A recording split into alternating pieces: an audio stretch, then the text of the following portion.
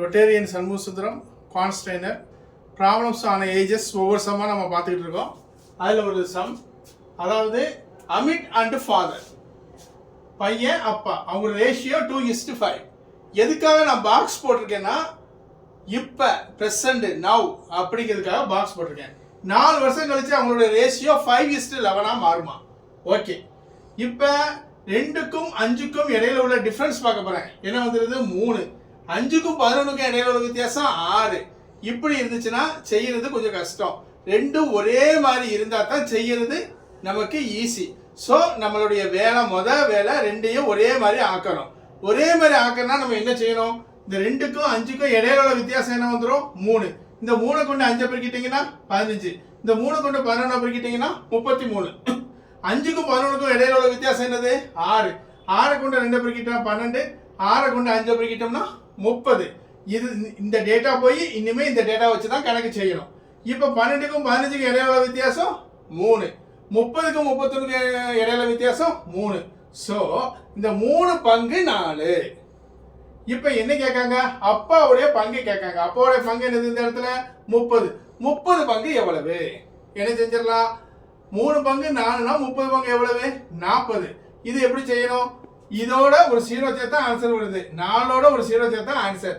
இல்லை சார் இது எனக்கு புரியலை அப்படின்னா இந்த நம்பரையும் மல்டிபிள் பண்ணி இந்த 3ஆல டிவைட் பண்ணிடணும். ஆன்சர் 40. ஆனால் என்ன கேட்கும்? 5 வருஷத்துக்கு முந்தைய அப்பாவுடைய ஏஜ் கேட்கும். 5 வருஷத்துக்கு முந்தைய, இப்போ 40 வயசு. 5 வருஷத்துக்கு முந்தைய அவருடைய ஏஜ் என்னவா இருக்கும்? 35 இருக்கும். Okay, answer 35. Thank you very much. நமஸ்காரம், ரொட்டேரியன் சண்முகசுந்தரம். இன்னைக்கு நம்ம ப்ராப்ளம் ஆன் ஏஜஸ் அந்த சாப்டர்லேருந்து வரிசையாக இதுக்கு முன்னால் பேங்கு, டிஎன்பிசி, ரயில்வே, எஸ்எஸ்சியில் கேட்ட ஒவ்வொரு கொஸ்டினையும் பார்க்க போகிறோம். ரொம்ப ஈஸியான சாப்டர் ப்ராப்ளம் ஆன் ஏஜஸ். அதை ஒவ்வொன்றா கவனிங்க. இப்போ இந்த சம பாருங்க. நிஷி, பினி, அவங்க ரேஷியோ 6:5, 6:5. 9 வருஷம் கழித்து அவங்களுடைய ரேஷியோ என்னதான் இருக்குன்னா 9:8. இப்போ என்ன கேட்காங்க? இந்த நிஷியோடையும் வினியோடையும் டிஃப்ரென்ஸ் எவ்வளவு இருக்கும் அப்படின்னு கேட்காங்க. ஆன்சர்லேருந்து போகிறது ரொம்ப ஈஸி. அது விட்டுட்டு நார்மலாக செய்கிறதுக்கு பார்த்துட்டு அப்புறம் நம்ம ஆன்சர்லேருந்து போவோம். 6:5. அடுத்த 9 வருஷம் கழிச்ச ரேஷியோ என்னது? 9:8.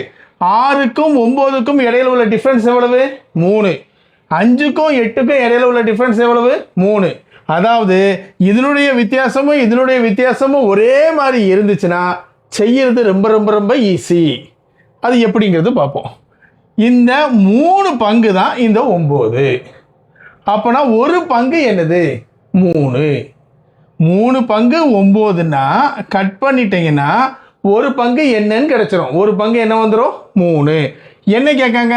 இதனுடைய டிஃப்ரென்ஸ் கேட்காங்க. இதனுடைய டிஃப்ரென்ஸ் என்ன இருக்கு? 1 தான் இருக்கு.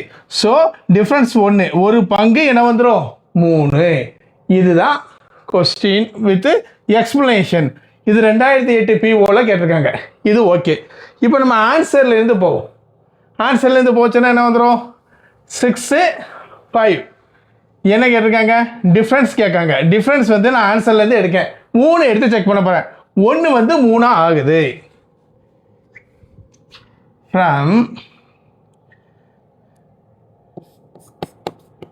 ஃப்ரம் ஆன்சர் நான் 3 எடுத்து செக் பண்ண போகிறேன்.